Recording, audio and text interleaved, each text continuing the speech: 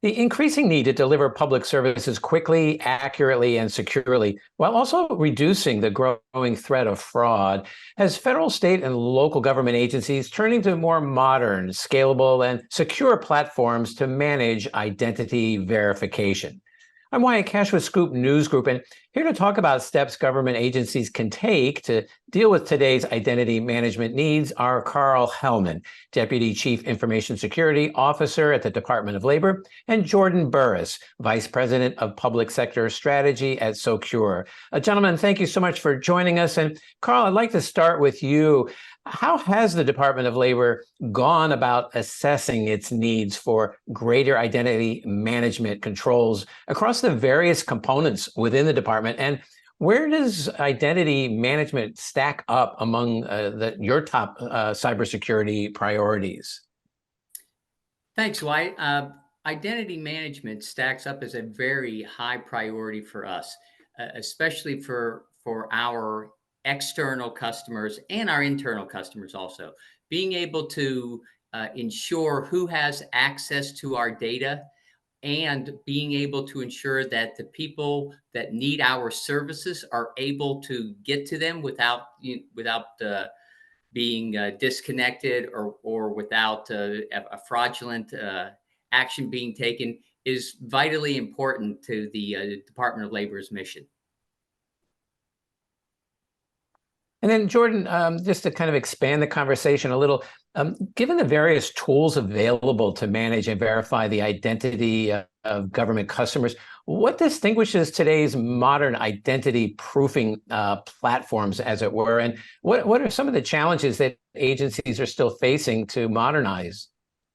Yeah, absolutely. So when it comes to looking at the solutions that should be evaluated from an identity proofing standpoint, I actually go back to my time I used to work in government, and understanding that we always had to have a mind or an eye towards the future and confirming that whatever partner we adopted had this mindset towards staying ahead of what we were seeing coming from those that were attacking us. Right, I grew a lot of my career was in cybersecurity, or has been in cybersecurity, and so focusing on that is how do I make sure I stay ahead, looking at the nation states and criminal enterprises. They're looking to conduct nefarious activities today. So generally, when I'm looking at identity proofing solutions, I'm looking at 5 characteristics associated with that.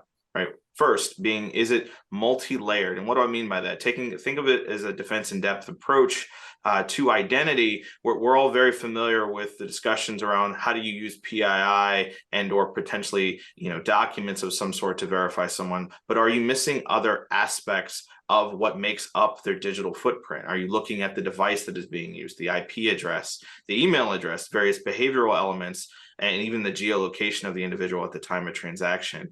If you're able to look across all of them at the same time and make a more of a holistic decision, then you're better able to not only increase accuracy, but prevent those nation states from compromising our digital services today. The second area I look at is it dynamic? Can the solution itself keep pace with the threats that are being posed by these nation states and these enterprises? And how quickly can you implement those changes? Does it take seconds or minutes? Or is it something where it would take days and weeks, right? Ideally, you would want to be able to make these things nimbly, because honestly, when it comes to fraud, especially specifically identity fraud, right, they're changing their patterns at a fast clip.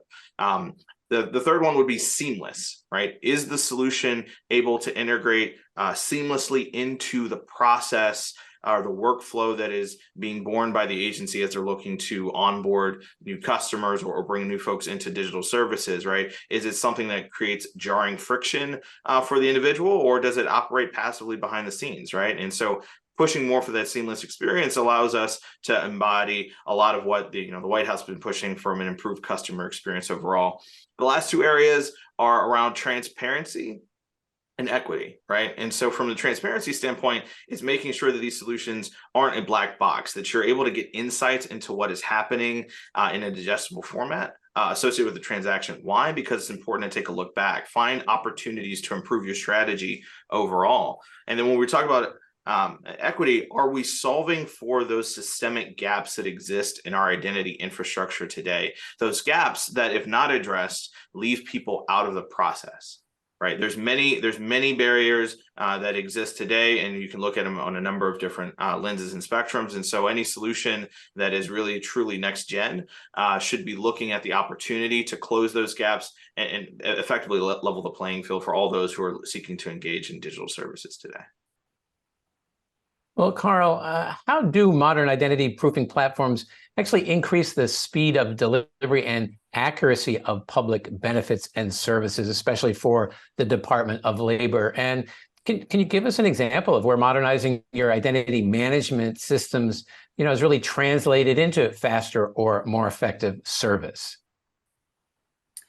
Yes, why, sure. So obviously the Department of Labor, our core mission is supporting workers, whether it's job seekers, retirees, current workers, working conditions, things of that nature, making sure that they have the ability and the access to do what they need to do. So within the department, to follow on with what Jordan said, we have approximately over 115 of our internal and external systems that have a single sign-on capability in order to identity proof people and allow them to get in there and get access to systems. So I want to talk specifically about one of the programs that we have, and it falls under our unemployment insurance, which in today's world, being able to get access to unemployment insurance benefits, making sure that states and the federal government can identify that the correct people are getting that access, and then making sure our customers can get access. Those people who need those benefits can get access, can do that. We're using a variety of identity management activities, both digital and non-digital, to be able to ensure that the public, and I'll go back to the words that Jordan used, that it's equitable and it's accessible, so that we're working both with login.gov and we're working with the United States Postal Service on being able to get identities verified and validated quickly and seamlessly for the American public, and get those folks into a tool and a system that will allow them to file for their unemployment benefits and allow that action to be taken.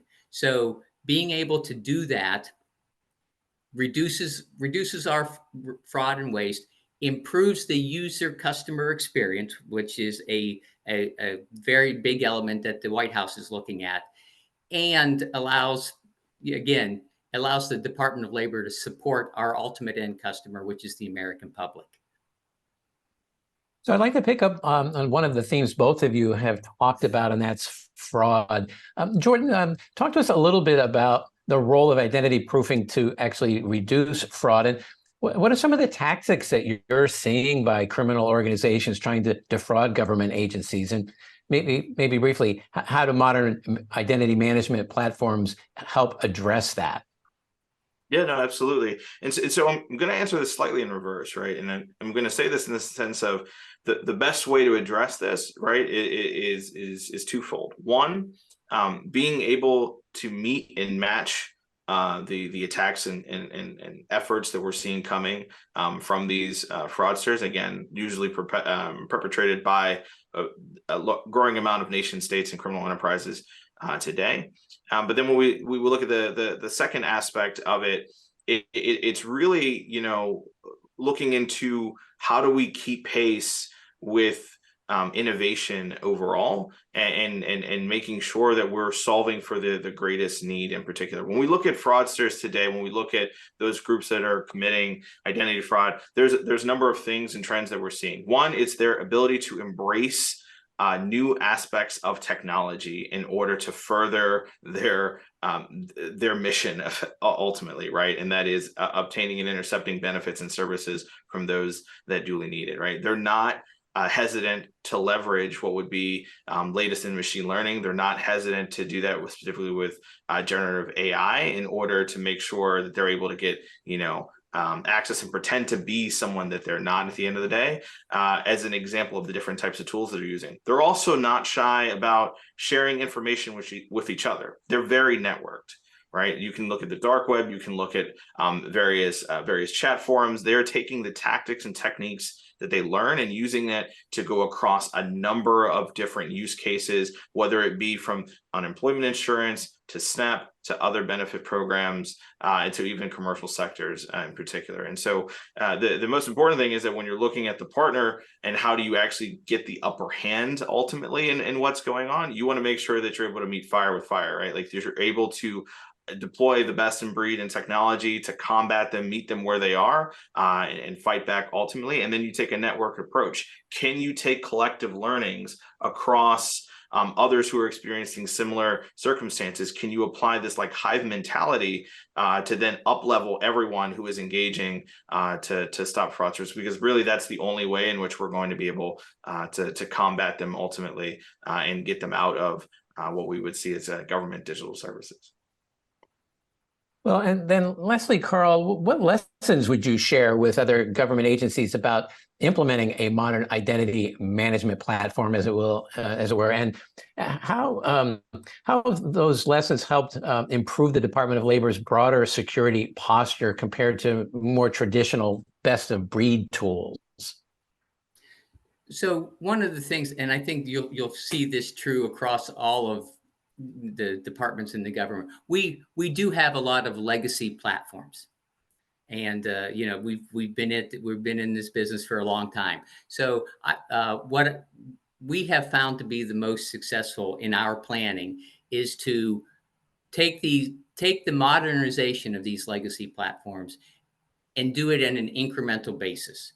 So everyone always, you know, the old adage is, how do you eat an elephant? Well, the answer is one bite at a time. So don't try to take, you know, in one step, go from being legacy to being at the very tip of the spear for cybersecurity protections, but build a solid foundation, incorporate security into every layer that as you're doing it. And I'll refer back to Jordan when he talked about you know, defense in depth. Build that security and build it in the application controls, build it in your API calls, build it in the integration into your platform and into your infrastructure, into your external facing presence and your internal facing presence. Just continue to work through those one step at a time, and you will make sure that at the end of your journey, you put yourself in the best posture available to be able to protect your information and your customer base. And that would be my recommendation for everybody. There's no real secret sauce or something that we could say, boy, if everyone just did X, they could do that. It really is the good old hard-fashioned planning and work and the foundation of doing things right the first time and taking it step by step. Absolutely. Hard to argue with that. Well, Karl Hellman and Jordan Burris, thank you very much for joining us and sharing your respective insights about how identity management platforms can really make a difference in securing today's government agencies and also address the threat of fraud. So thank you both very much for joining us. Thanks for having us. Thank you, Wyatt.